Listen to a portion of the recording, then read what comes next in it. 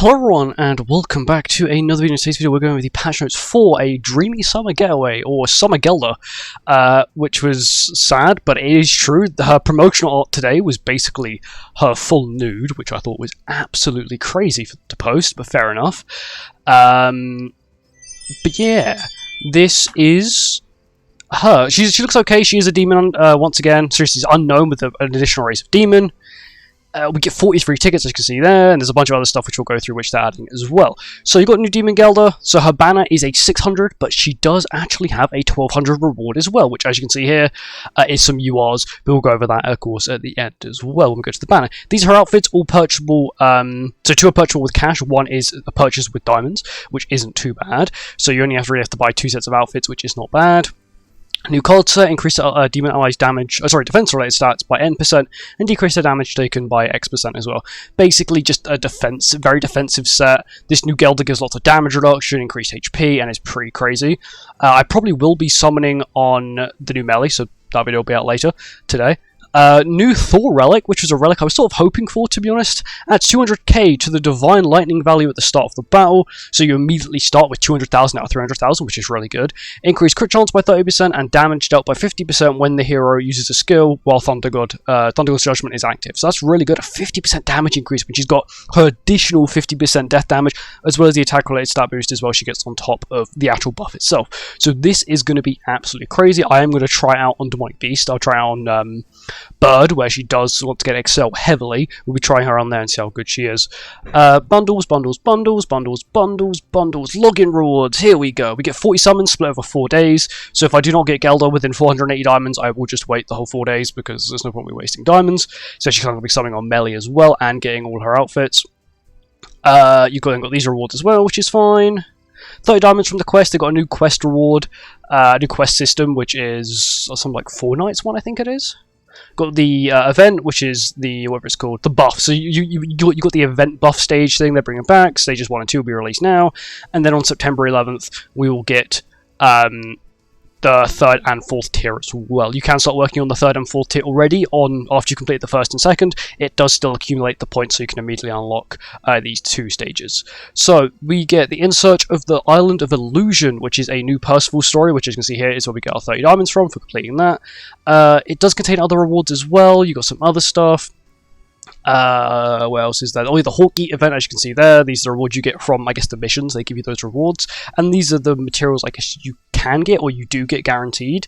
So you have the Hawk AFK event. I have a video going over my strategy for this one as well, because it's pretty good. Got the Giant Hawk event as well, which I'll have a guide on tomorrow as well. Final Boss Gothas are being released, which is pretty cool. Final Boss Gotha is releasing tomorrow. They are bringing back Legend Mode. I'm pretty sure they're bringing back Legend Mode. They did speak about Legend Mode on the stream, but I wasn't really fully there for the stream. I'm not going to lie. I was there for some of it, not all of it. But here you go. Yeah, you have the Legend hat. I'm not sure if they're actually bringing back the Legend difficulty, but there is the hat for it. The little crown for Gotha, which is usable, I'm pretty sure, for all of the standard-looking Gothas. Also, maybe this... What is that? I have no idea what that is.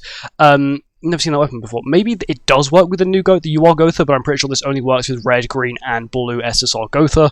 And you got the summer outfits. So you have a paid-only summer outfit for Hell, which it looks okay. She's already got 5 outfits, doesn't really make 2 cents to get it, unless, of course, you like the outfit and the comb. You've got the new Demon King's Eldritch one, which is also okay. It's not in English. I'm on the English one, by the way. It's just not in English for some reason, which I've only just noticed. Transcendent Barn, Roxy, once again, can only be paid, can only be bought as a set with cash only, not with diamonds. These ones can all be bought with 20 diamonds individually, being each piece, so each outfit does cost you 60 diamonds, but you can buy all of these. You've got GELDA, Jericho, Melee, this is Lost Vein. You've then got the one Escanor and then Purgatory Barn. You've then got Lily Merlin, Bloody Ellie, Jormungand and Freya as well, if you want to get those ones. You've got all the events, standard event exchange, Hall Pass outfit, melee. We're getting a baseball bat melee outfit, which is pretty cool.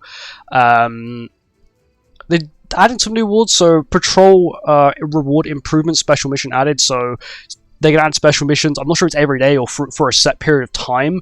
And those special missions will give you special rewards. It does require you to have one specific character has to be in it. I'm pretty sure it does show it here. So with this one, it requires you to have the new GELDA with X amount of CC, to be able to get the rewards, which are like a special rewards. They have now made a hard difficulty of Demon King as well, which is good. The rewards for hard difficulty Demon King, they've not actually shown here, but the rewards for extreme have been increased from 8 boxes to 17 boxes, which is pretty good. They haven't said anything about hell, but yeah. So if you among the weekly missions and participating Demon King missions will be updated as well. So instead of only getting 3 chests, we now actually get 10 chests for just participating. Sorry, it was participating, now it's clearing. So they have made it slightly harder, but the reward is, you know, more crystals from Demon King, which is pretty good. You can now filter by title as well. If you want to search for a specific title, it's got a specific boost.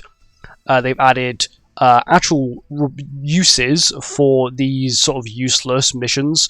So Elegant, I don't actually know how you get that one. Underground Searcher, which is the Labyrinth one. Eternal, which I actually don't know what Eternal one is. Bird and Deer Destroyer, which is for clearing them 100 times on the hardest difficulty. You've then got Artifact Enhancement Convenience. Basically, you can select which one you want it to prioritize, just in case you don't really want to use any of your higher tier ones, or you want to use all your higher tier ones. You can set it to prioritize something as well. Easier to search through card sets, so if you know exactly what name you're looking for, or what it just generally does, you can do it that way. You can now also filter by CC, so it will display CC. You've now also got bulk upgrade on certain things, so you can bulk upgrade a character. As you can see, it also shows the combat class it goes up by, and it now also shows the combat class when you are leveling up your character through evolving or awakening them, which is also pretty cool as well. This also sort of summarizes passives. It's sort of their way of making it so, okay, you know, a passive's like huge sometimes. Think, okay, we're going to summarize it. So they've made a new way to summarize it. Of course, I'm pretty sure it's not for every character, but it is for newer characters onwards. Achievement check icon, so you can see what achievements that you need to complete when you are doing the Fort Soldier's sort of special event thing, which is pretty cool. Knighthood boss training improvements, yeah, we don't really care about Knighthood boss stuff, don't really care about that. Bunch of bug fixes, and they've added Demon King's outfit to there, and GELDA will be a Leonis boost character, as well as being a Heroina boost character next week when Heroina does drop. Now onto GELDA herself. This is the GELDA, this is her outfit, which looks pretty cool. Green, unknown, standard stuff. Increase demon allies' basic stats by 50% of the hero's lifesteal, up to a maximum of 20% at the start of the battle. The hero is given additional race of demon. The hero gains a Blood Pact at the start of the battle. Blood Pact, demon allies' damage taken is decreased by 30%. Increase the hero's max HP by the amount of HP demons allies damage. Okay, let me reread that. Increase the hero's HP by the amount of HP demon allies take by using lifesteal accumulating up to maximum of 400,000 points. So, she could increase her own HP by your team's lifesteal instead of just normally her lifesteal, which I guess is what the other GELDA has as well. The hero gains Selfless Love for 3 turns at the start of the battle. Selfless Love, immunity to recovery related stat restrictions, so no infect, no the funky Demon King infect, or the infect from Sung Jin Woo or any sort of other infect character. When a demon ally other than the hero takes damage from a single target during the enemy's turn, the hero takes 30% of the damage for them, and the hero's HP does not fall below 1 from that damage. So what it's saying is, let's just say you get hit by an extremely powerful melee single target, say a gold single target, and it hits your melee, your new demon melee. What it will do is, GELDA, let's just say, takes 3 million damage. Just a complete over-exaggeration of all the damage you'd actually take. Let's say they deal 10 million damage somehow.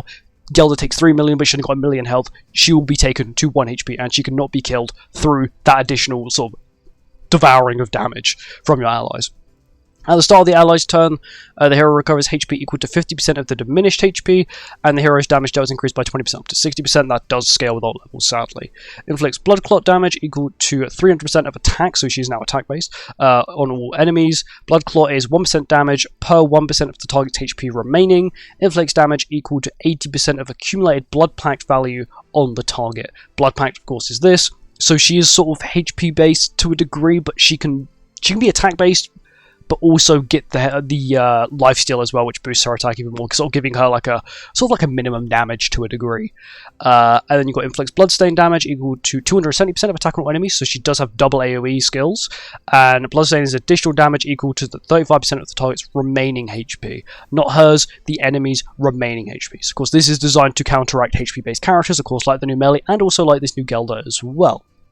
And you've got her ultimate, which also scales quite heavily actually towards ult level.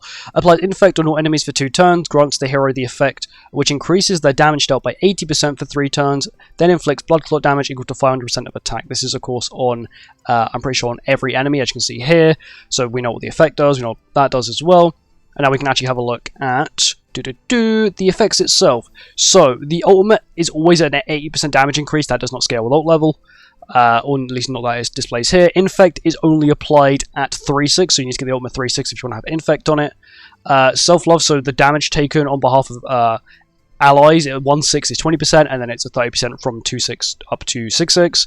And you've got the recover HP, which once again is based off ult level, sadly, and it's 25%, 25, 30, 35, 40, 45, 50, sort of like what you would expect from a normal scaling on ult level. Sadly, that is part of a passive, and that is a sad common trend that we've noticed recently, that every sort of end of month character at least has 2 parts of their passive restricted by ult level, which is slightly sad, but it is okay.